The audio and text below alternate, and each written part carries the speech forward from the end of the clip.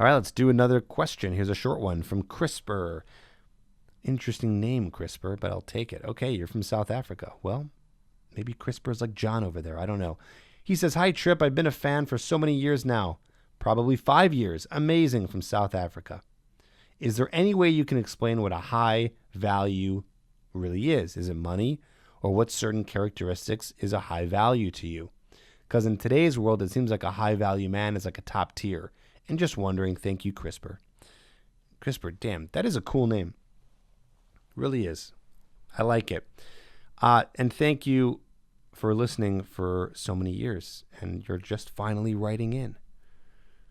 So what is a high value man? Well, it's such a good question because it is vague, and things that are vague really ask and call for an answer. So I believe a high value man is someone who's working on themselves constantly and succeeding in those things. So that's a very general definition. To be more specific, I believe, yes, it has to do with someone who's making a good amount of money.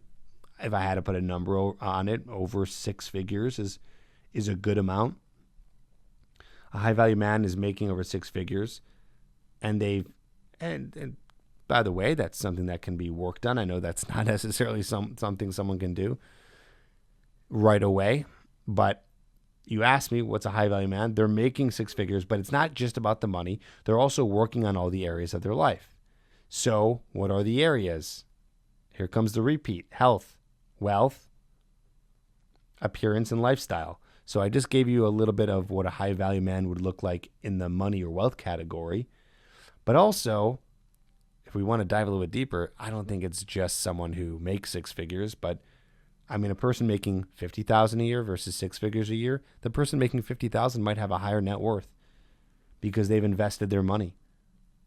Maybe a person who's making 6 figures is in debt. So I believe a high value man is someone who's investing their money in themselves to become a better man, and in places where they can make more money, and they're making over 6 figures. Their health is on point. They are having a good, how do I say this? See, again, I'm not an expert in the category of fitness and body mass index, but we'll just say that they have really good endurance physically and are in shape, whatever you think that looks like. But, I don't think that's necessarily like a 6-pack, but they're generally muscular and strong all over because they've worked on that area. It's someone also, so let's see, that was health, that was wealth. Appearance has worked on all the stuff we've talked about, all their grooming and all of their fashion. And then lifestyle, they're well connected. They're friends with other people who are high value men, have a good network of people.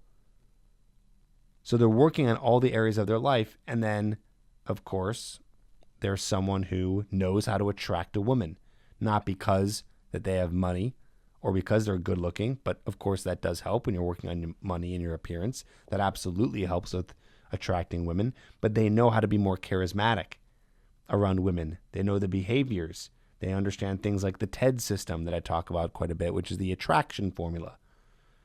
So to me, that's what a high value man is.